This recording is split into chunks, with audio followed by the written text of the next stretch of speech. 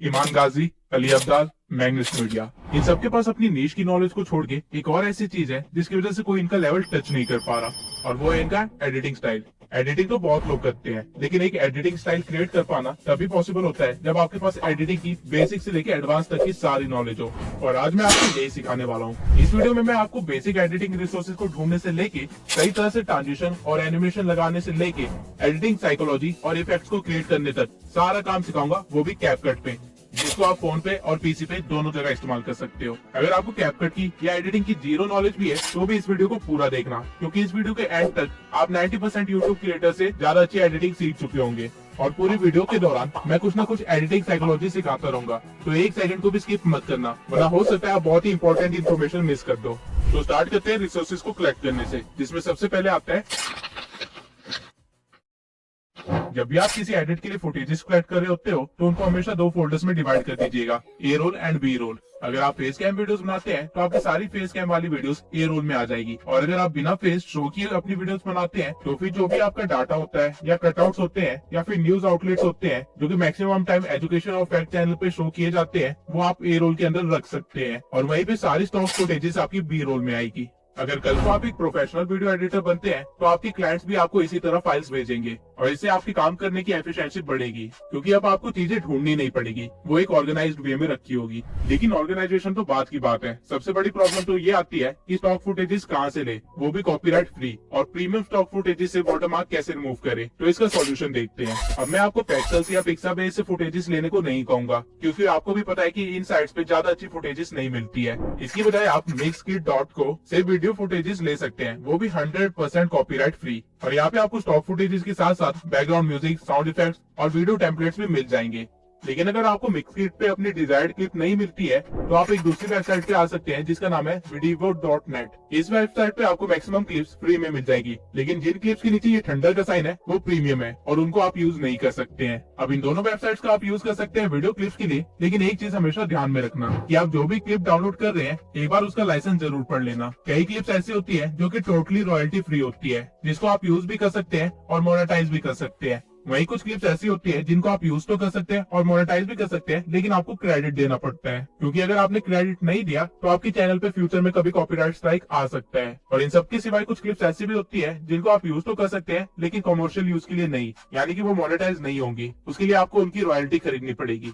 लेकिन अगर आप इन सब झंझट में नहीं फंसना चाहते हैं तो एक वेबसाइट ऐसी भी है जो कि stock videos, background music, sound effects का खजाना है, और इसे काफी सारे बड़े बड़े क्रिएटर्स भी इस्तेमाल करते हैं। इस वेबसाइट का नाम है स्टोरीब्लॉक्स। इस वेबसाइट पे आपको एक से एक अच्छी खासी वीडियो क्लिप्स मिल जाएगी, और साथ में कई सारे साउंड इफेक्ट्स और बैकग्राउंड म्यूजिक मिलेंगे जो कि काफी डिफरेंट और काफी यूनिक भी है। लेकिन ये वेबसाइट फ्री नहीं है, आपको पर मंथ एटलीस्ट 2000 पे करने पड़ेंगे इसकी सर्विस के लिए। अगर आपके पास इतने पैसे हैं तो I will really suggest you to buy a subscription, लेकिन ऑब्वियसली क्योंकि आप लोग मेरे सब्सक्राइबर्स हैं तो मैं आपकी जेब से इतने ज्यादा पैसे तो नहीं जाने दूंगा। इसलिए मैंने काफी जुगाड़ करने के बाद अपने नेटवर्क में से एक ऐसा बंदा ढूंढा है जो कि आपको 1500 रुपए में 3 मंथ के लिए स्टोरी ब्लॉग्स का सब्सक्रिप्शन दिला सकता है। अगर आप अपने बिजनेस के लिए पे कर सकते हैं तो मुझे एक ईमेल करिए विद सब्जेक्ट स्टोरी ब्लॉग्स, और पेमेंट के बाद आपको स्टोरी ब्लॉग्स का सब्सक्रिप्शन मिल जाएगा। And I request you all कि प्लीज मुझे फ्री के लिए कोई भी ईमेल मत करना, क्योंकि ये चीज मेरे हाथ में नहीं है। जिस बंदे ने मुझे ये ऑफर दिया है उसने साफ मेंशन किया था कि वो इससे कम डिस्काउंट नहीं दे सकता है किसी भी हालत में, वरना मैं आप लोगों को डायरेक्टली एक्सेस दे देता स्टोरी ब्लॉग्स का। लेकिन अगर आप पे नहीं कर सकते तो निराश होने वाली कोई भी बात नहीं है, क्योंकि इससे भी बेहतर गिफ्ट है मेरे पास आपके लिए, और वो 100% फ्री है।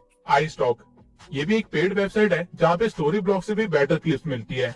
फॉर एग्जाम्पल, अगर मैं यहाँ पे सर्च करूँ सोशल मीडिया तो आप देख सकते हैं यहाँ पे स्टॉक फुटेज की क्वालिटी कितनी अच्छी है। अब इनमें से आपको जो भी स्टॉक फुटेज चाहिए आपको उसका बस हेडिंग को कॉपी कर लेना है और फिर आ जाना है कैनवा प्रो पे।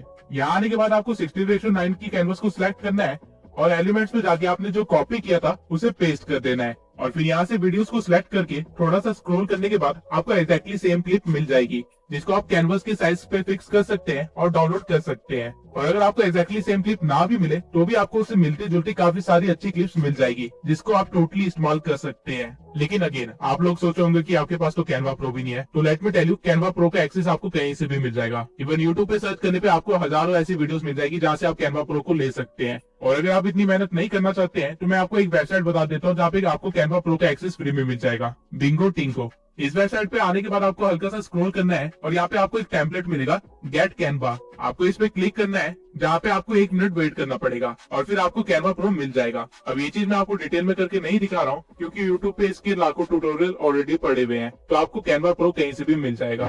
बस आपको एक चीज का ध्यान रखना है कि जो भी क्लिप आपने कैनवा से डाउनलोड की होगी उसको 10 सेकंड से ज्यादा इस्तेमाल मत करना, और क्लिप के साथ कोई वॉइस ओवर या हल्की सी एडिटिंग होना बहुत जरूरी है। आप ऐसा नहीं कर सकते कि कैनवा से सारे क्लिप्स को डाउनलोड कर ले और एक चैनल बना दे जहाँ पे आप स्टॉक फुटेजेस डालते हो और उसे मोनेटाइज करवा ले। वो चैनल कभी ना कभी स्ट्राइक की वजह से टेक डाउन हो जाएगा। कैनवा आपको क्लिप्स तो देता है, लेकिन यूज करने के लिए उस पर आपको हल्की सी एडिटिंग तो करनी पड़ेगी। अब चाहे वो वॉइस ओवर के थ्रू या फिर उसके ऊपर कोई ओवरले या टेक्स्ट या कुछ भी हो सकता है, लेकिन प्लेन क्लिप बिल्कुल भी मत डालना। अब बी रोल्स के लिए आपको वीडियो क्लिप तो मिल जाएगी, लेकिन हमारा काम सिर्फ वीडियो क्लिप से नहीं होने वाला है। हमें चाहिए,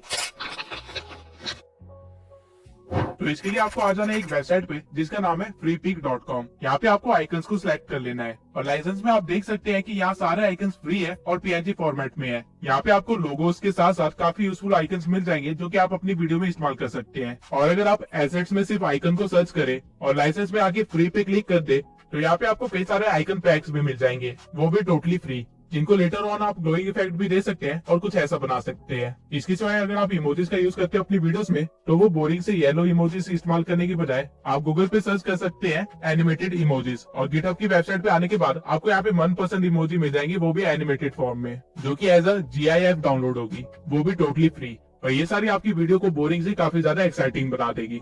अब स्टॉक फुटेजेस भी है आपके पास और इमोजेस और आइकन्स भी है आपके पास, लेकिन इस तरह के मोशन बैकग्राउंड्स नहीं है। तो ये आपको मिलेंगे मेरे टेलीग्राम चैनल पे, जहाँ मैंने 120 से भी ज्यादा मोशन ग्राफिक डाल रखे हैं और साथ में काफी सारे साउंड इफेक्ट्स भी दे रखे हैं। और इसी के साथ साथ मैंने अभी अपने टेलीग्राम चैनल पे ये hand PNGs, character body PNGs, overlays, graph backgrounds और काफी सारे रिसोर्सेज ऐड किए हैं। तो जल्दी से जाके चैनल को ज्वाइन कर लीजिए ताकि आप भी मेरी तरह इस तरह प्रोफेशनल वीडियो बना सके। टेलीग्राम चैनल का लिंक मैंने डिस्क्रिप्शन में दे रखा है, और चैनल को ज्वाइन करने के बाद उसे लीव करने की गलती मत करना, क्योंकि मैं टाइम टू टाइम उसमें रिसोर्सेज ऐड करता रहता हूँ और हर बार मैं पिछले रिसोर्सेज की अपग्रेडेड वर्जन भी अपलोड करता हूँ, जो कि मार्केट में बिल्कुल नए आए होते हैं। तो ये टेलीग्राम चैनल आपकी काफी मदद करेगा। अब यहाँ तक रिसोर्सेज कलेक्ट करने की सारे काम हो गए हैं और हमें स्टार्ट करनी है अब एडिटिंग। एडिटिंग हर सॉफ्टवेयर और ऐप में की जा सकती है, लेकिन कुछ ऐप्स बहुत सारे फीचर्स प्रोवाइड करते हैं, इसलिए हम कैपकट का इस्तेमाल करेंगे, जो कि लगभग आपको आफ्टर इफेक्ट जैसे एडिटिंग क्रिएट करने में मदद कर देगा। अब मैं अपनी सारी वीडियोस कैपकट PC में एडिट करता हूँ, लेकिन सेम एडिटिंग फोन में भी पॉसिबल है।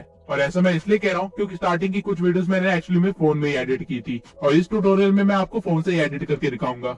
एंड इससे पहले कि मैं आपको मेरे जैसे इफेक्ट्स क्रिएट करना सिखाऊं, मैं आपको वो सारे फीचर्स बता दूंगा कैपकट के जो कि एक्चुअली में हम वीडियोस में इस्तेमाल करते हैं, जिसकी वजह से हम एक्चुअली में इफेक्ट क्रिएट कर पाते हैं। और वीडियो के एंड में मैं एक्चुअली में आपको 30 सेकंड की क्लिप एडिट करके दिखाऊंगा, जो कि एक इंट्रो टाइप होगी, जिससे आपको एक अच्छा सा आइडिया मिल जाएगा कि मैं किस तरह एडिटिंग करता हूँ। और उस 30 सेकंड की क्लिप में मैं जितने हो सकता है उतने सारे फीचर्स को इस्तेमाल करके दिखाऊंगा, ताकि आप कैपकट को भी अच्छे से सीख पाए और साथ में इफेक्ट्स को क्रिएट करना भी अच्छे से सीख पाए। तो शुरू करते हैं।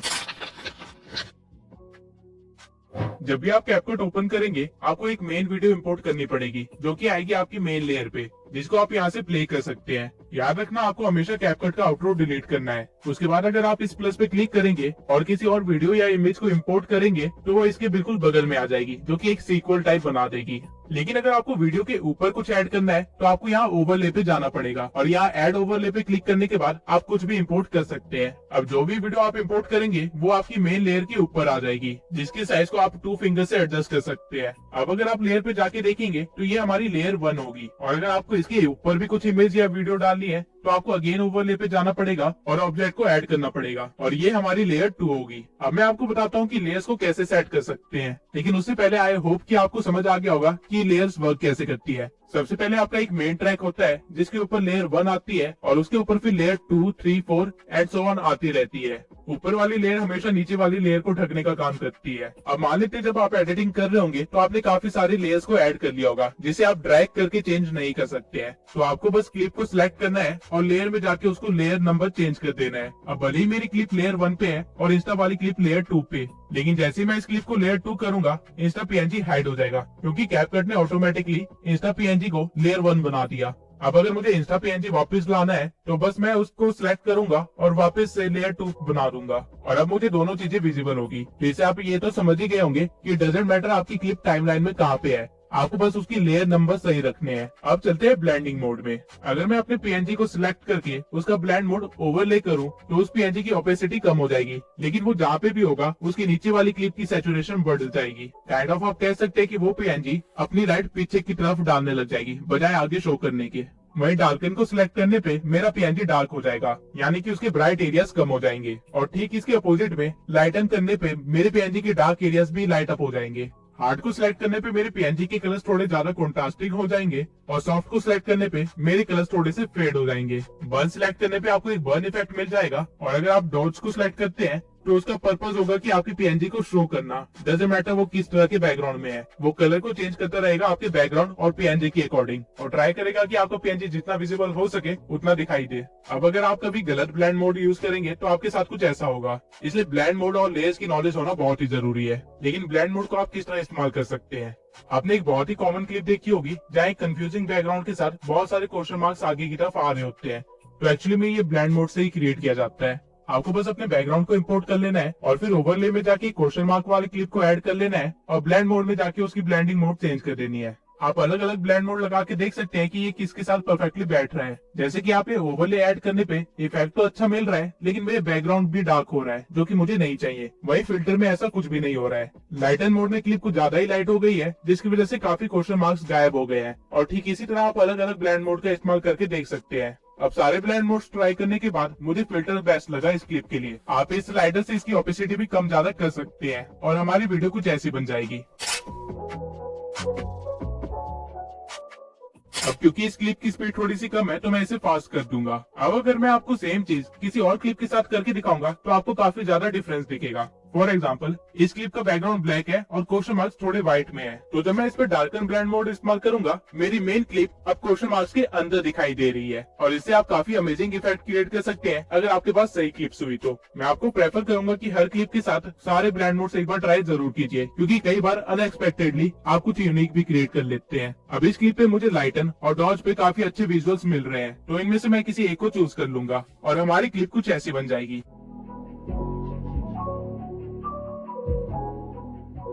वही मेरे पास एक और क्लिप है जिसमें एलिमेंट सिर्फ एक आउटलाइन की तरह है, तो अगर मैं इसकी ब्लेंड मोड में जाके अगर बर्न रखता हूँ तो आप देख सकते हैं कि कितना यूनिक इफेक्ट क्रिएट हो रहा है। वही डॉज में ये काफी सही लुक दे रहा है, तो मैं इसे अप्लाई कर दूंगा और हमारी क्लिप कुछ इस तरह की बन जाएगी।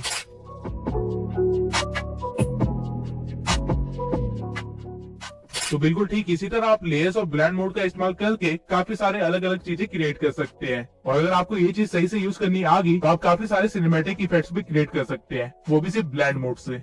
अब आते हैं, की फ्रेम्स इतनी पावरफुल चीज है कि इसके बिना आफ्टर इफेक्ट जैसा सॉफ्टवेयर भी किसी काम का नहीं है। आप जो भी मूवमेंट या एनिमेशन टाइप देखते हैं उन सब में की फ्रेम का इस्तेमाल किया जाता है, लेकिन एक्चुअल में की फ्रेम्स होते क्या है? अगर मैं इसी वे में एक्सप्लेन करूं तो की फ्रेम का काम होता है डाटा को कलेक्ट करना और अगले डाटा तक यानी अगले की फ्रेम तक उसे स्मूथली कैरी आउट करना। यानी अगर मैं स्क्रीन पे यहाँ पे एक पीएनजी लगा दूं और उसके बाद उसके ऊपर एक की फ्रेम लगा दूं तो ये की फ्रेम इस पीएनजी का सारा डाटा कलेक्ट कर लेगा कि ये पीएनजी स्क्रीन पे कहाँ पे है, कितने एक्सिस पे है, इसका साइज कितना है, इसका कलर क्या है और साथ में जितनी भी प्रॉपर्टीज आप इमेजिन कर सकते हैं उस सबको ये कलेक्ट कर लेगा। और इस पीएनजी को थोड़ा सा आगे बढ़ा के मैं एक की फ्रेम और लगा दूं और इस पीएनजी के साथ थोड़ी छेड़छाड़ करूं तो ये वाला की फ्रेम नए डाटा को कलेक्ट करेगा, यानी कि इस पोजीशन पे इस पीएनजी की क्या क्या प्रॉपर्टीज है उसे कलेक्ट कर लेगा। और जब मैं वीडियो को प्ले करूंगा तो इस की फ्रेम से लेके उस की फ्रेम तक जो भी चेंजेस हुए हैं उसे ये स्मूथली रन आउट करेगा और इस तरह आप एक एनिमेशन और मूवमेंट को क्रिएट करते हैं।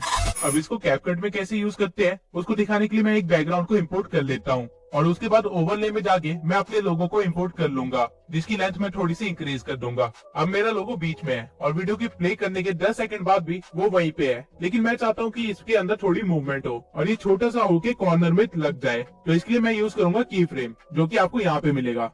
तो सबसे पहले मैं पीएनजी की स्टार्टिंग में ही एक की फ्रेम लगा दूंगा ताकि उसकी पोजीशन सेव हो जाए और उसके बाद नियरली 5 सेकंड पे एक और की फ्रेम लगाऊंगा और पीएनजी को छोटा करके उसे एक कोने पे लगा दूंगा। अब जब मैं वीडियो को रन करूंगा तो आपको कुछ ऐसा देखने को मिलेगा।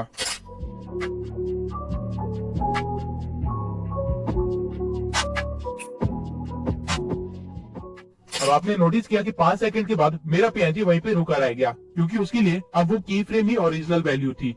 अब आई होप कि आपको की फ्रेम के बेसिक कॉन्सेप्ट तो समझ आ गए होंगे और इससे आप हजारों और लाखों इफेक्ट्स क्रिएट कर सकते हैं। लेकिन जब आप की फ्रेम को यूज करेंगे तो हो सकता है आप कुछ गलतियां करें और आपका टाइम वेस्ट ना हो, इसलिए मैं कुछ और चीजों को एक्सप्लेन कर देता हूँ। अब इस क्लिप में मान लेते हैं आप चाहते हैं कि पहले आपका लोगो साइड में जाए और फिर एंड में ओरिजिनल पोजीशन पे वापस आ जाए। तो इसके लिए आप क्या करेंगे, आप अपने लोगो को सिलेक्ट करेंगे और उसके एंड में आके एक और की फ्रेम लगा देंगे और फिर अपनी पोजीशन को चेंज करके उसे बीच में रख देंगे जहाँ पे वो स्टार्टिंग में था। और प्ले करने पे आपको कुछ ऐसा दिखेगा। स्टार्टिंग में ये कॉर्नर में जाना स्टार्ट करेगा और 5 सेकंड के बाद वो डायरेक्टली बीच में आना स्टार्ट कर देगा बिना रुके। लेकिन अगर आप चाहते हैं कि ये कोने में जाके कुछ सेकंड के लिए रुके और फिर वापस आ जाए, तो आपको कोने वाले की फ्रेम के पास आना है और उसके कुछ सेकंड की दूरी पे ही एक और की फ्रेम दे देना है और पोजीशन में फर्क ना आए इसलिए लास्ट वाले की फ्रेम को डिलीट कर देना है। अब मैं चाहता हूँ कि 5 से लेकर 7 सेकंड तक ये लोगो यहीं पे कोने में बना रहे, तो मैं यहाँ पे एक की फ्रेम डाल दूंगा और उसके बाद लास्ट में आके एक फाइनल की फ्रेम लगा दूंगा और लोगो को दोबारा बीच में ले आऊंगा। अब वीडियो प्ले करने पे हमें कुछ ऐसा इफेक्ट मिलेगा। पहले ये कोने पे जाएगा, फिर वहीं पे रुकेगा और फिर वापस अपनी लोकेशन पे आ जाएगा। अब मैं बताता हूँ कि हमने कितने की फ्रेम्स लगाए। सबसे पहला की फ्रेम हमने अपनी ओरिजिनल लोकेशन को सेव करने के लिए लगाया था। उसके बाद यहाँ पे हमने दूसरा की फ्रेम लगाया जिससे हमारा लोगो कोने में पहुंच गया। तीसरा की फ्रेम हमने कुछ सेकंड्स के बाद लगाया, लेकिन हमने लोगो की प्रॉपर्टीज को चेंज नहीं किया, तो अगर बैक एंड में कोई ट्रांजिशन हुई भी है तो वो विजुअली हमें नहीं दिखाई देगी। लेकिन की फ्रेम लगाने पे उसने डाटा कलेक्ट जरूर किया। और फिर लास्ट में आके मैंने एक और की फ्रेम दिया जहाँ पे मैंने लोगों को उसको ओरिजिनल पोजीशन पे ले आया। अब आई होप आपकी की फ्रेम के सारे बेसिक्स क्लियर हो गए होंगे। अब की फ्रेम से एक छोटा सा एनिमेशन मैं आपको अभी के अभी बना के दिखाता हूँ। तो स्टार्टिंग में मैं अपने लोगों को ऊपर भेज दूंगा और एक की फ्रेम लगा दूंगा। उसके बाद 2 सेकंड की करीब मैं एक दूसरा की फ्रेम लगाऊंगा और अपने लोगों को बीच में ले आऊंगा। अगर आपने किसी पीएनजी या क्लिप पे एक बार की फ्रेम लगा दिया है तो दूसरी बार आपको की फ्रेम लगाने की जरूरत नहीं है। जब भी आप उसकी पोजीशन या प्रॉपर्टीज को चेंज करेंगे तो की फ्रेम अपने आप ही लग जाएगा। अब इस वीडियो में थोड़ा सा और आगे बढ़ने के बाद मैं एक और ओवरले को ऐड करूंगा और उसे भी ऊपर भेज दूंगा और थोड़ा सा आगे बढ़ने के बाद उसे भी बीच में ले आऊंगा। अब जब स्टेप ग्रो का लोगो बीच में आया तो मैं चाहता हूँ कि मेरा लोगो साइड में चला जाए। तो जैसे स्टेप ग्रो का लोगो बीच में आया है, मैं अपने लोगो को सिलेक्ट करूंगा और की फ्रेम लगा के अपने लोगो को एक साइड में रख दूंगा। अब इसे क्या एनिमेशन बनेगी ये देख लेते हैं।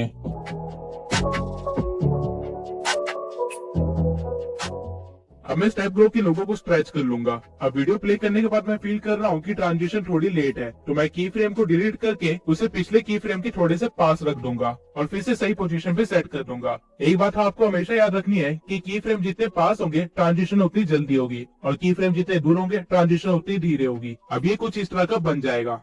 अब जो मैंने अपने लोगों के साथ किया है वही मैं स्टेप ग्रो के लोगों के साथ भी करूंगा और एक डिकोडिंग वाईटी का लोगो ऐड कर लूंगा सेम एनिमेशन के साथ। तो इसे मैं थोड़ा सा फास्ट फॉरवर्ड कर देता हूँ। अब आपकी फाइनल ट्रांजिशन कुछ ऐसी दिखेगी।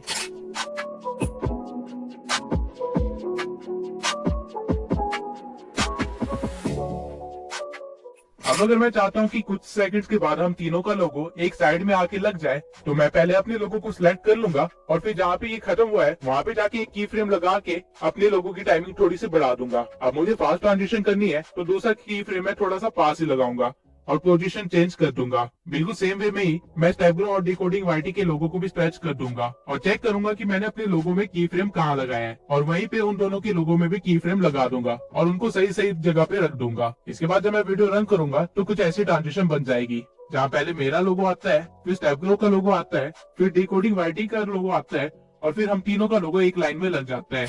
अब ठीक इसी तरह आप की फ्रेम का सही तरीके से इस्तेमाल करके इवन 3D इफेक्ट्स भी बना सकते हैं, जैसा कि आपने मेरी वीडियोस में देखा होगा। और ये एग्जैक्टली करते कैसे हैं ये वीडियो के लास्ट में मैं आपको करके दिखाने वाला हूँ। लेकिन उससे पहले अगर आपको अपनी की फ्रेम्स के बीच की ट्रांजिशन को थोड़ा और स्मूथ करना है तो आपको अपनी की फ्रेम को सिलेक्ट करना है और यहाँ पे ग्राफ वाले ऑप्शन पे आ जाना है और यहाँ पे आपको काफी सारे ग्राफ्स मिल जाएंगे जो कि एक्चुअल में मूवमेंट्स की स्पीड को शो कर रहे हैं। तो आपको इन एनिमेशन के लिए इजी इन 3 को चूज कर लेना है और आउट एनिमेशन के लिए इजी आउट 3 को, और फाइनल एनिमेशन कुछ ऐसा हो जाएगा।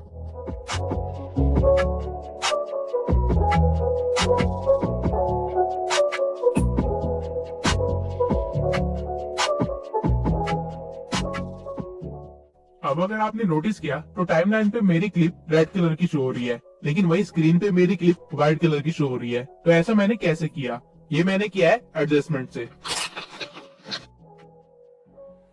एडजस्टमेंट समझाने के लिए मैं पहले एक क्लिप को ऐड कर लूंगा और उसके बाद आ जाऊंगा एडजस्टमेंट में।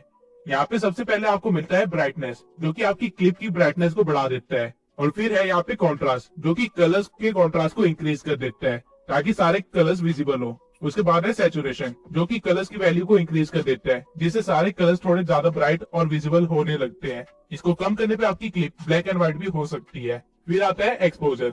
ये भी ब्राइटनेस बढ़ाने का काम करता है, लेकिन एक बैलेंस्ड वे में, जैसे कि सनलाइट ही पड़ रही हो।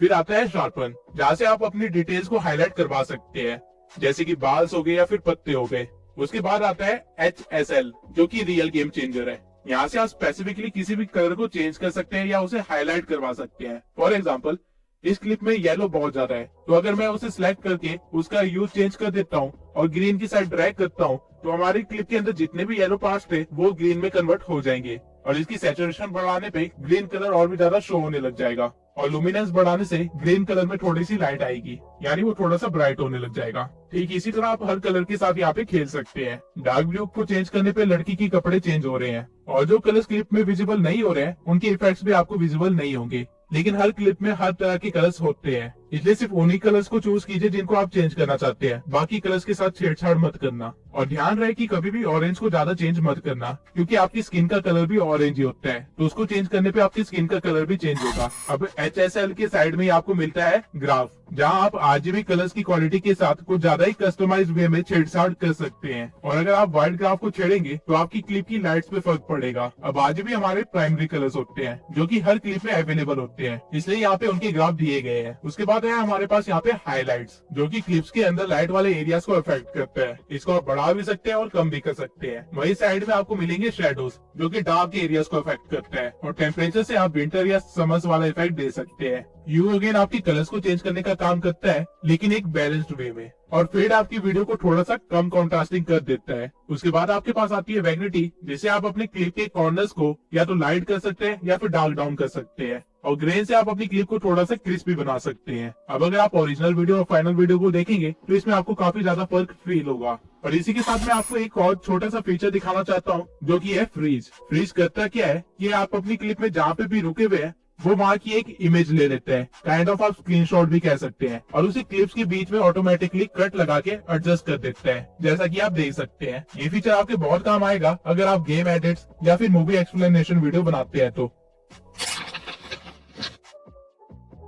सबसे पहले मैं आपको एक्सप्लेन कर देता हूँ कि मास्किंग होती क्या है। मान लेते हैं आपके पास एक पिक्चर है और एक कटआउट है कुछ इस तरह का। अब अगर आप इस कटआउट को इस पिक्चर पे रखेंगे तो आपको क्या दिखाएगा, सिर्फ उतना ही पार्ट जितना कटा हुआ है। अब जो ये हमारा कटआउट था इसे मास्क बोलते हैं, और जो हमने अभी किया उसे मास्किंग कहते हैं। अब इसको कैपकट में कैसे करते हैं वो देख लेते हैं।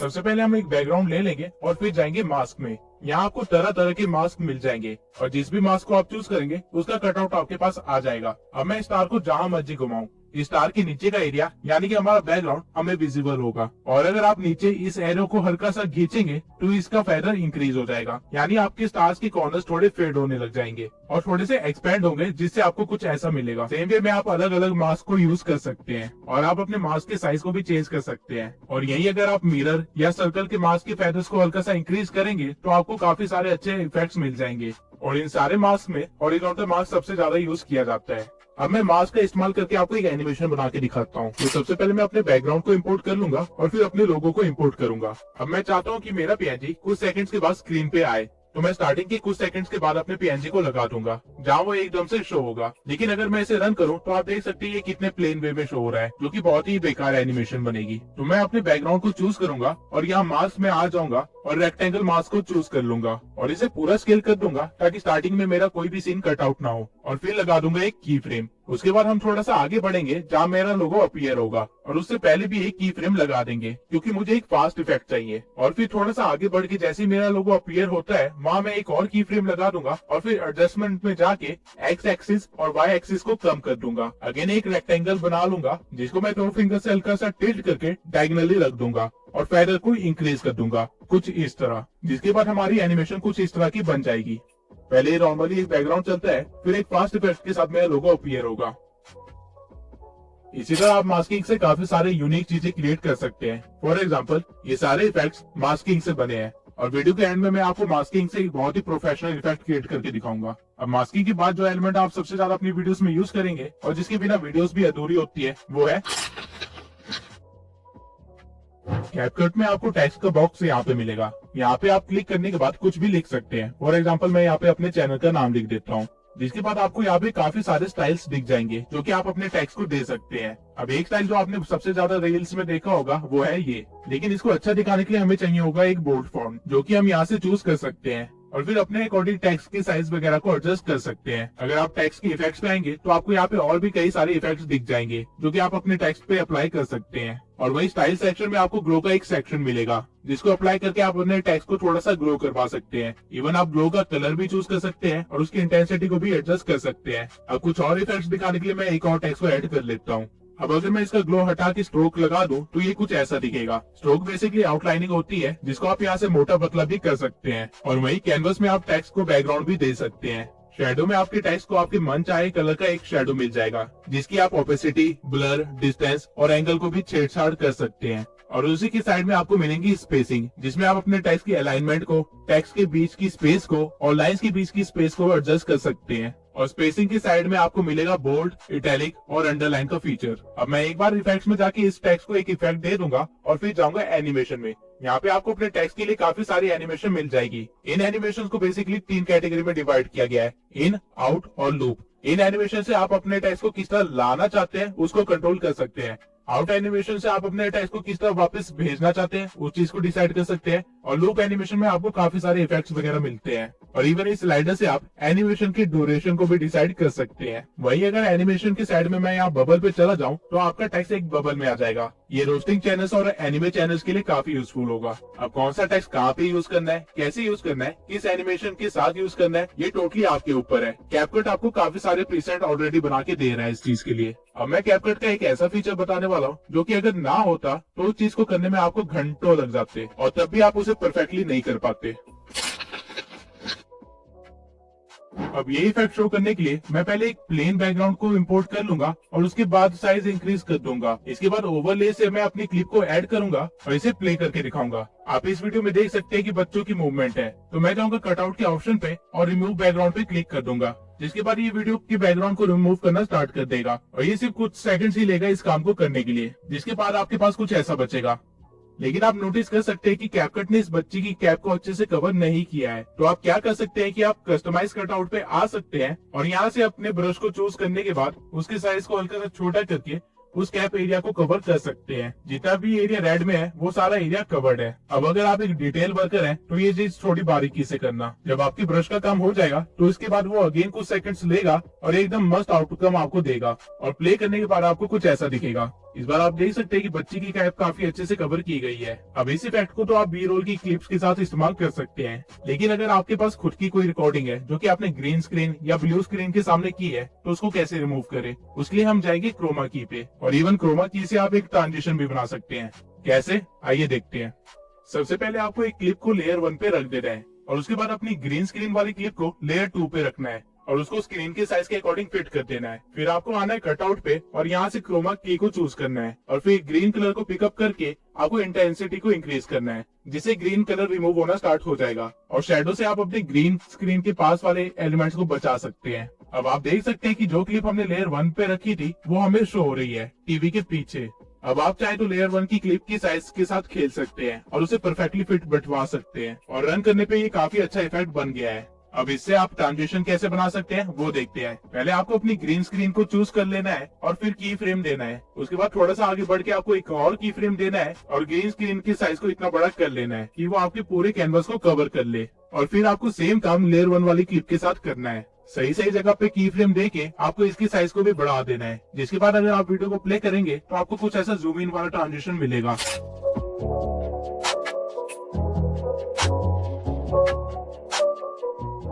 अभी इस ट्रांजिशन में अपर स्पेस दिख रही है, तो हम बीच में आएंगे और लेयर 1 को सेट करेंगे और ऐसे ही थोड़े थोड़े सेकंड्स में इसे सेट कर देंगे, जिसके बाद फाइनली कुछ ऐसा बन जाएगा।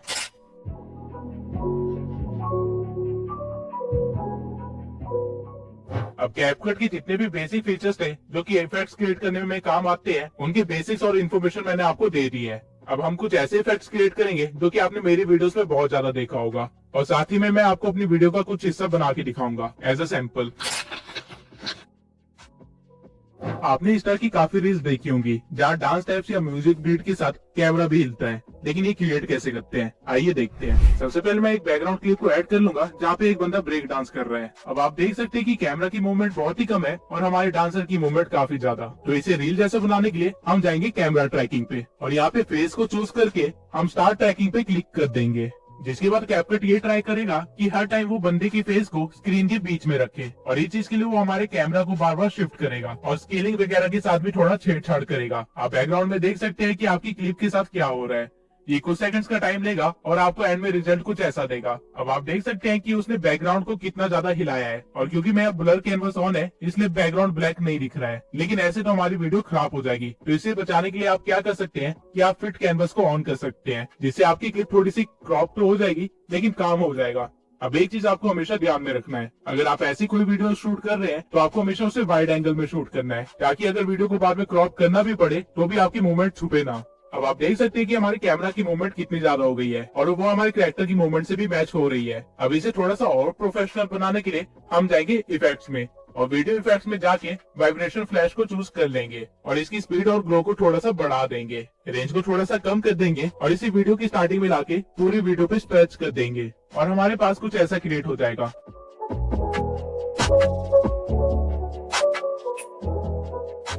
अब ऑल्दो ये काफी अच्छा इफेक्ट बन गया है, लेकिन इसे थोड़ा सा और स्पाइस अप करने के लिए हम एक और इफेक्ट को ऐड कर सकते हैं जिसका नाम है एस्ट्रल। अब मैं इसको भी पूरी वीडियो में स्ट्रेच कर लूंगा और हम कुछ ऐसा बना लेंगे।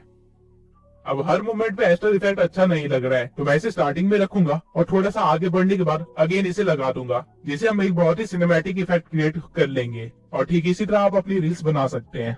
अब कैपकट इफेक्ट्स, एनिमेशन और ट्रांजिशन से भरा हुआ है और इसी वजह से ये ऐप इतना फेमस भी है। और अगर आप इन चीजों को सही तरीके से इस्तेमाल करते हैं तो आप आफ्टर इफेक्ट जैसी एडिटिंग सिर्फ कैपकट से कर सकते हैं, लेकिन एक ही वीडियो में ये सारी चीजें बताना इम्पॉसिबल है। इसलिए मैं चाहता हूँ कि आप लोग अभी जाके मुझे इंस्टा पे फॉलो कर ले, क्योंकि मैं बहुत ही जल्दी इंस्टा पे एडिटिंग ट्यूटोरियल्स देने वाला हूँ जहाँ मैं आपको सारे फेमस इफेक्ट्स क्रिएट करना सिखाऊंगा और साथ ही काफी सारे हिडन इफेक्ट्स के बारे में भी बताऊंगा, जिससे आप अपनी वीडियोस को काफी ज्यादा सिनेमैटिक बना सकते हैं। इस वीडियो के अपलोड होने के 5 से 6 दिन बाद मैं इंस्टा पे एक्टिव हो जाऊंगा। अब रील्स तो आप लोग बना लेंगे, लेकिन मेरे जैसे इस इफेक्ट को कैसे क्रिएट करेंगे, चलिए एक बार इसे भी देख लेते हैं।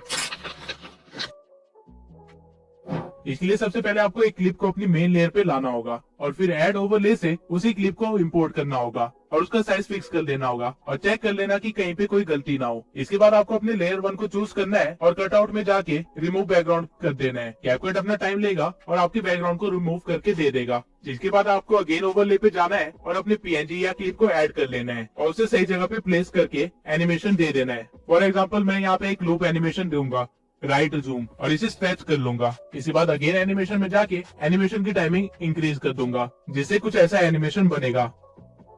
अब इसको अपने कैरेक्टर के पीछे लगाने के लिए इस पीएनजी को सिलेक्ट करना है और लेयर पे आके आपको लेयर 1 को चूज करना है, जिससे ये आपका पीएनजी आपके कटआउट वाले लेयर के पीछे चला जाएगा और आपका इफेक्ट कुछ ऐसा बन जाएगा।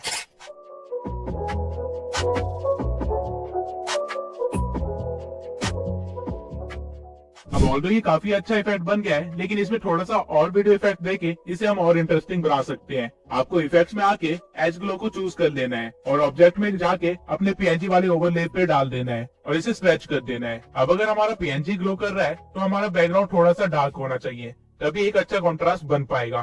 तो इसके लिए हम दोबारा जाएंगे वीडियो इफेक्ट्स पे और यहाँ से स्मार्ट शार्प को चूज कर लेंगे और इसे भी स्ट्रेच कर लेंगे, जिसके बाद हमारी फाइनल क्लिप कुछ ऐसी बनेगी।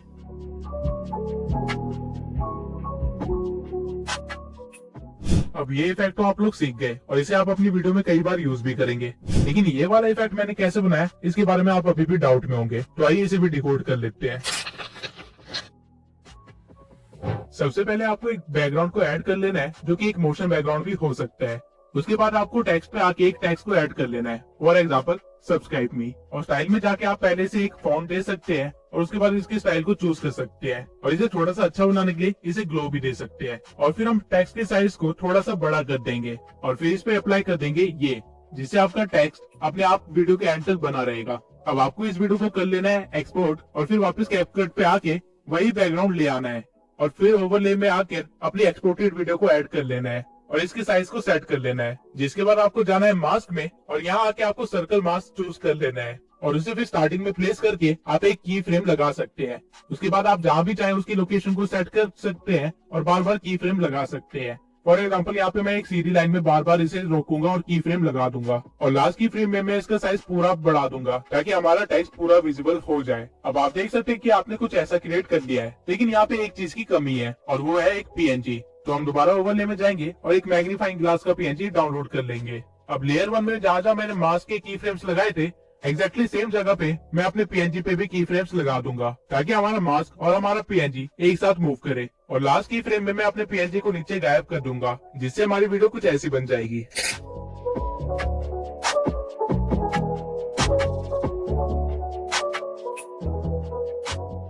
अब इन सारी की फ्रेम्स की ट्रांजिशन को स्मूथ करने के लिए मैं इनकी ग्राफ में जाऊंगा और इजी आउट 3 अप्लाई कर दूंगा। ये आप अपने दोनों लेयर्स के साथ कर सकते हैं और एंड में ये एक काफी स्मूथ ट्रांजिशन बन जाएगा।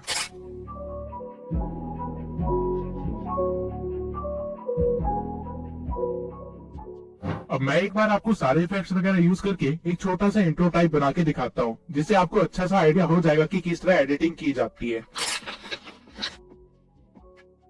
तो सबसे पहले आपको एक बैकग्राउंड को ऐड कर लेना है और उसके रेशियो को 16:9 कर देना है ताकि यूट्यूब पे सही फॉर्मेट में अपलोड कर सके। उसके बाद आपको बैकग्राउंड को थोड़ा सा स्ट्रेच करना है और उसको स्क्रीन पे सही जगह सेट कर देना है। इसके बाद में एडजस्ट में जाके हल्का सा कॉन्ट्रास्ट इंक्रीज कर देना है, ब्राइटनेस कम कर देनी है और एक्सपोजर को पूरा कम कर देना है, और शार्पनेस को थोड़ा सा बढ़ा सकते हैं और ग्राफ में हल्की सी डार्कनेस को बढ़ा सकते हैं। इसके बाद हम ऐड करेंगे ओवरले ईमान गाजी का, और इस ओवरले की ड्यूरेशन को थोड़ा सा बढ़ा देंगे। फिर करेंगे हम इसकी एनिमेशन की फ्रेम से।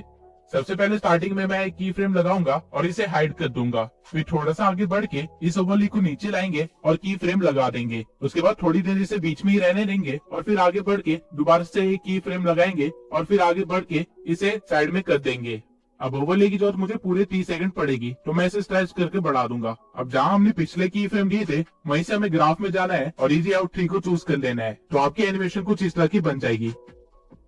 अब इसको साइड में मैंने क्यों भेजा वो अभी देखते हैं। जिसकी फ्रेम पे ये साइड में जाना स्टार्ट करता है वहां मैं एक और ओवरले ऐड कर लूंगा अली अब्दाल का। इसे भी थोड़ा सा स्ट्रेच कर लेंगे और बिल्कुल सेम एनिमेशन देंगे ईमान गाजी वाला, और फिर हमारी एनिमेशन कुछ इस तरह की बन जाएगी।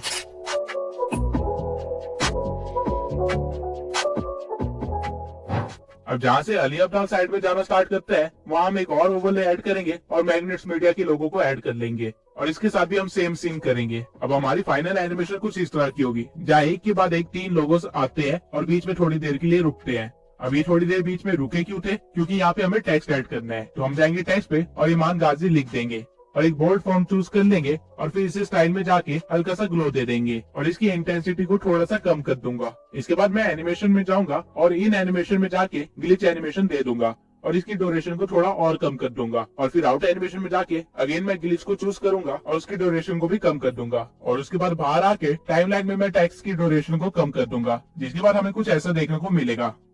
अब सेम चीज मैं अली अब्दाल और मैग्नेट्स मीडिया के साथ भी करूंगा और एंड में हमारे पास कुछ ऐसा क्रिएट हो जाएगा।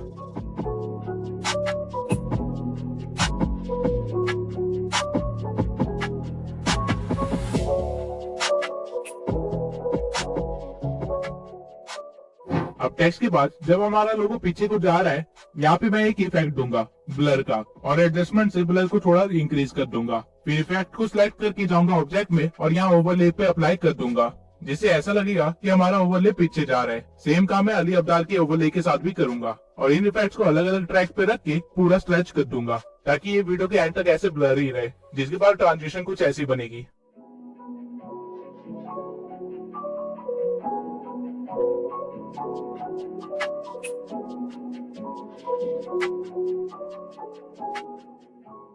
अब ये तो था नॉर्मल सा फोकस इफेक्ट, लेकिन अब अगर हमें चाहिए कि हम इसे 3D में कन्वर्ट करें तो वो कैसे करेंगे? तो इसलिए आपको मैग्नेट मीडिया के टेक्स्ट से थोड़ा सा आगे आना है और अपने बैकग्राउंड को जूम कर लेना है, काफी ज्यादा। पूरा जूम नहीं करना है लेकिन काफी ज्यादा जरूर करना है, और फिर एक की फ्रेम लगा देना है। अब जहाँ आपने की फ्रेम लगाया है वहीं पे आपको सारे ओवरलेस पे भी की फ्रेम लगा देना है ताकि ट्रांजिशन में कोई फर्क ना आए। उसके बाद फिर से आपको मेन बैकग्राउंड को सिलेक्ट करना है और थोड़ा सा आगे बढ़ के एक और की फ्रेम दे देना है और अपने बैकग्राउंड को जूम आउट कर लेना है। फिर सेम जगह पे आपको सारे ओवरलेस पे की फ्रेम देना है और उनके साइज को छोटा करना है। अब मैग्नेट्स मीडिया ने काफी ज्यादा स्पेस ले रखी है, तो सबसे पहले मैं इसे ही छोटा करूंगा और फिर इसके अकॉर्डिंग मैं बाकी 2 ओवरलेस को भी छोटा करके इनके पीछे रख दूंगा। अब एक बार प्ले करके देखते हैं कि हमने क्या क्रिएट किया है।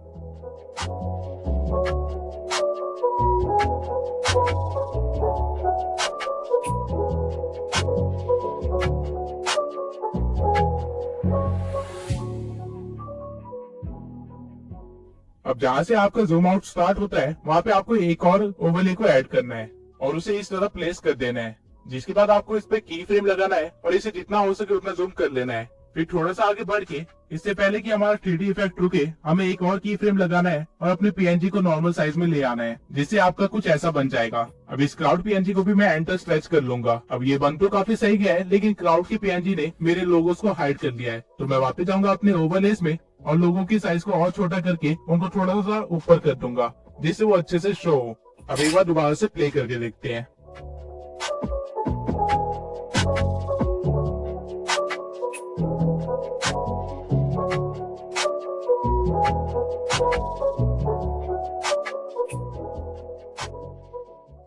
अब इफेक्ट तो काफी अच्छा बन गया है, लेकिन इनकी ट्रांजिशन को स्मूथ करने के लिए मैं हर जगह इजी आउट 3 लगा दूंगा।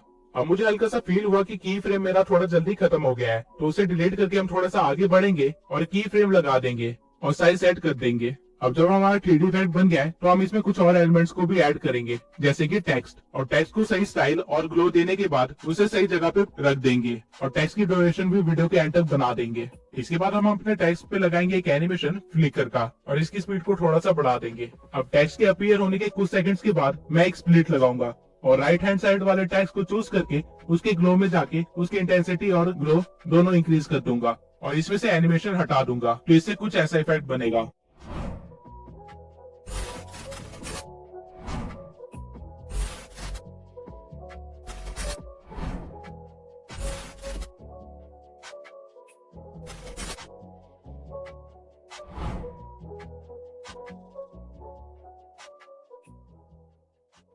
अब इसको थोड़ा और अच्छा करने के लिए आप अपने क्राउड वाले पीएनजी को चूज कर सकते हैं और एडजस्ट में जाके उसकी सैचुरेशन -50 कर सकते हैं और फिर जब टेक्स्ट का फ्लिकर बंद हो तो वहाँ पे एक स्प्लिट लगा सकते हैं और सैचुरेशन को दोबारा से बढ़ा सकते हैं, जिससे कुछ ऐसा बन जाएगा।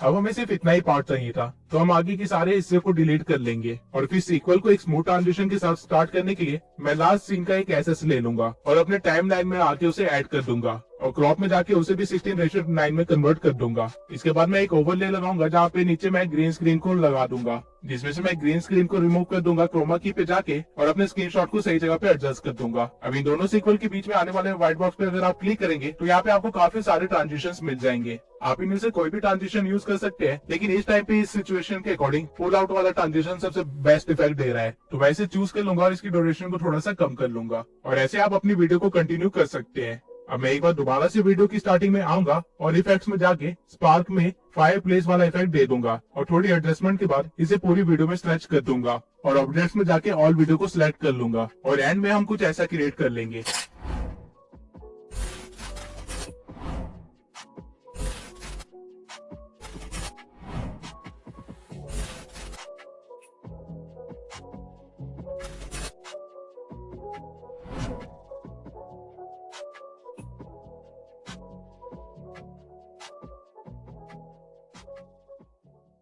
अब आपने एडिटिंग के बेसिक से लेके काफी अमेजिंग इफेक्ट्स बनाने तक का काफी कुछ सीख लिया है, लेकिन ये कैसे पता चलेगा कि कहाँ पे क्या सीन क्रिएट करना है या फिर कुछ नया और अनोखा कैसे क्रिएट करे या फिर खुद का एडिटिंग स्टाइल कैसे क्रिएट करे, जैसे कि बड़े क्रिएटर्स ने किया है। तो मैं आपको बताता हूँ कि एक एडिटर की साइकोलॉजी क्या होती है। अगर आप एक न्यू एडिटर है जिसे ज्यादा कुछ एडिटिंग का नहीं आता है, तो बजाय इसके कि आप टाइम पे एडिट कंप्लीट करें, आपको ये देखना चाहिए कि आप क्या क्या नए इफेक्ट्स क्रिएट कर सकते हैं और किस तरह उन इफेक्ट्स को अपनी वीडियो में इस्तेमाल कर सकते हैं। मैंने जिस एडिटिंग के साथ ये चैनल स्टार्ट किया था वो मैंने सिर्फ 7 दिन में ही सीखा था और ये इसलिए पॉसिबल हो पाया था क्योंकि जब मैं अपनी वॉइस ओवर को सुन रहा था तो मैं दिमाग में एक वीडियो क्रिएट कर रहा था जहाँ मैं इमेजिन कर रहा था कि वॉइस ओवर की इस पार्ट पे कुछ इस तरह के सीन आएंगे। अब ऑल्दो मुझे नहीं पता था कि वो सीन्स कैसे क्रिएट करते हैं और ना ही मेरे अंदर एडिटिंग स्किल्स थी, लेकिन स्टिल मैं अपनी इमेजिनेशन पे लिमिटेशन नहीं लगाता था और होता ये था कि जब मैं एडिटिंग करने बैठता था तो मुझे वो सीन क्रिएट करने ही होते थे, डजंट मैटर मुझे कितना टाइम लगे। कई बार मैंने 2 सेकंड की सीन के लिए 2-2 घंटे भी निकाले हैं। जब मैं एडिटिंग करने बैठता था तो मैं उन सीन्स को कैसे क्रिएट कर सकते हैं और जिस सॉफ्टवेयर पे मैं एडिट कर रहा हूँ उस पे कैसे क्रिएट कर सकते हैं, इसके कई सारे ट्यूटोरियल्स देखता था, जिसकी वजह से मैं वो इफेक्ट्स क्रिएट कर पाता था। और इसी तरह मैंने 7 दिन के अंदर इतनी अच्छी एडिटिंग सीख ली थी। और इवन 7 दिन के बाद जब मैंने अपनी पहली वीडियो अपलोड करी और उसके बाद जब मैंने 3 वीडियो एडिट कर ली थी और मेरी एडिटिंग स्टाइल में जितना फर्क आया वो आप खुद जाके देख सकते हैं। सेम चीज मैं आज तक फॉलो करता हूँ और इसलिए मेरी एडिटिंग इतनी इंप्रूव होती जा रही है टाइम के साथ। और अगर आप भी एक अच्छे एडिटर बनना चाहते हैं तो मैं अभी आपको प्रेफर करूंगा कि आप इसी चीज को फॉलो करें। आपका मेन फोकस हमेशा इफेक्ट क्रिएट करने में होना चाहिए। टाइम डजंट मैटर, क्योंकि एक बार आपने इफेक्ट क्रिएट कर लिया तो उसको आप कई बार अलग अलग वे में इस्तेमाल कर सकते हैं। ये सारी चीजें टोटली आपकी इमेजिनेशन पे है। लेकिन अब आप कहेंगे कि हम तो इमेजिन भी नहीं कर पाते किस टाइप पे क्या सीन लाए, तो इसके लिए मैं आपको एक ही चीज सजेस्ट करूंगा कि आप थोड़ा और कंटेंट कंज्यूम करना स्टार्ट करें। आप अपनी निश में काफी सारे चैनल्स को देखें और साथ में अलग निश के चैनल्स को भी देखें कि वो किस तरह एडिट करते हैं। जब आप अच्छा खासा कंटेंट कंज्यूम करेंगे तो आपका दिमाग अपने आप काम करना स्टार्ट कर देगा कि इस टाइप पे मेरे को कुछ ऐसा सीन चाहिए होगा और फिर आपको बस उसको क्रिएट करना होगा। और अगर आप कोई चीज इमेजिन कर सकते हैं तो उसे क्रिएट भी कर सकते हैं। अपनी इमेजिनेशन पे गलती से भी लिमिटेशन मत लगाना, ये सोच के कि मुझे नहीं आता क्रिएट करना या फिर मेरे पास तो ये सॉफ्टवेयर ही नहीं है। आपको बस इतना देखना है कि आप वो चीज सोच सकते हैं या नहीं, क्रिएशन हो जाएगी। अब खुद का एडिटिंग स्टाइल कैसे क्रिएट करें, तो सबसे पहले तो ये पता होना चाहिए कि एक एडिटिंग स्टाइल होता क्या है। एडिटिंग स्टाइल बेसिकली इफेक्ट्स की एक थीम को फॉलो करना होता है। फॉर एग्जांपल, अली अब्दाल अपने एडिटिंग स्टाइल में पेपर फोल्ड का इस्तेमाल करता है। उसके सारे टेक्स्ट या पीएनजी पेपर फोल्डिंग या अनफोल्डिंग इफेक्ट के साथ आते हैं। वहीं ईमान गाजी ने रिसेंटली अपना एडिटिंग स्टाइल चेंज किया है और उसने 2D मोशन ग्राफिक्स का इस्तेमाल करना स्टार्ट कर दिया है, जहाँ वो ए रोल एंड बी रोल का इस्तेमाल करता है और बी रोल में वो 2D मोशन ग्राफिक्स दिखाता है। और वही मैग्नस मीडिया के एडिटिंग स्टाइल है 3D कैमरा ट्रैकिंग, जहाँ वो स्मूथ ट्रांजिशन करता है अपने कैमरा ट्रैकिंग से और उसकी पूरी वीडियो इसी तरह चलती रहती है। सेम वे में आप भी अपना एक एडिटिंग स्टाइल क्रिएट कर सकते हैं। अपना खुद का एडिटिंग स्टाइल क्रिएट करने के लिए आपको बस ये देखना है कि आप किन चीजों का सबसे ज्यादा इस्तेमाल करते हैं अपनी वीडियोस में। हर वीडियो में एटलीस्ट ये चीजें तो इस्तेमाल होती है, A roll, B roll, text, transition, background and PNGs. तो अगर आप इन चीजों के लिए कोई इफेक्ट क्रिएट कर सकते हैं या फिर खुद एक्सपेरिमेंट करके या फिर 3-4 लोगों क्रिएटर्स को देख के उनका कुछ मिक्स करके बना सकते हैं, तो आप खुद का एडिटिंग स्टाइल भी बना सकते हैं। अब ये एक काफी लंबा प्रोसीजर है और मुझे भी 15 से ज्यादा वीडियोस लगी अपने एडिटिंग स्टाइल को चेंज करने में, और अभी भी मैं अपने एडिटिंग स्टाइल को क्रिएट करने में लगा हुआ हूँ। तो इसमें आपको जल्दबाजी करने की कोई जरूरत नहीं है, क्योंकि एडिटिंग एक लर्निंग प्रोसेस है। आप कभी भी एडिटिंग को ये नहीं कह सकते कि मैंने पूरी एडिटिंग सीख ली है, क्योंकि जब भी आपको लगेगा आपको सब कुछ आता है, आपको और कई सारे इफेक्ट्स, ट्रांजिशन और सॉफ्टवेयर वगैरह मिल जाएंगे जो कि आपको इस्तेमाल करने नहीं आते होंगे। अब आई होप ये वीडियो देखने के बाद आप एक नूब एडिटर से प्रो एडिटर तो बन ही गए होंगे। और मैंने ट्राई किया है कि मैं जितना ज्यादा हो सके उतनी सारी चीजें कवर कर सकूं, लेकिन एक वीडियो में हर चीज कवर नहीं की जा सकती है। और अगर आपको लग रहा है मैंने अपने एडिटिंग स्टाइल को ज्यादा डिकोड नहीं किया है, तो आप थ्राइव के चैनल को देख सकते हैं। उन्होंने मेरे एडिटिंग स्टाइल पे काफी सारी वीडियोस बनाई है और वो काफी यूजफुल भी है। तो अब आ जाते हैं वीडियो के सबसे अवेटेड पार्ट के लिए, जो की है गिव अवे। तो पिछले गिव अवे का विनर जिसने हमारे से एक बोया माइक जीता है वो है सिंपल ग्रो 1। तो मैं सिंपल ग्रो 1 से रिक्वेस्ट करूंगा कि वो मुझे इंस्टा पे अपना एड्रेस भेज दे ताकि मैं उनको माइक डिलीवर कर सकूं। और इस वीडियो के गिव अवे में मैं आपको देने वाला हूँ ब्लूटूथ ईयरबड्स। गिव अवे में पार्टिसिपेट करने के लिए आपको बस चैनल को सब्सक्राइब करना है और एक अच्छा सा कमेंट लिख के छोड़ देना है। विनर अगली वीडियो में अनाउंस होगा। आई होप ये वीडियो आपके लिए काफी यूजफुल रही होगी, और अगर एक्चुअल में ये आपके लिए यूजफुल थी तो मैं आपके रिव्यूज जरूर जानना चाहूंगा। मिलते हैं अगली वीडियो में।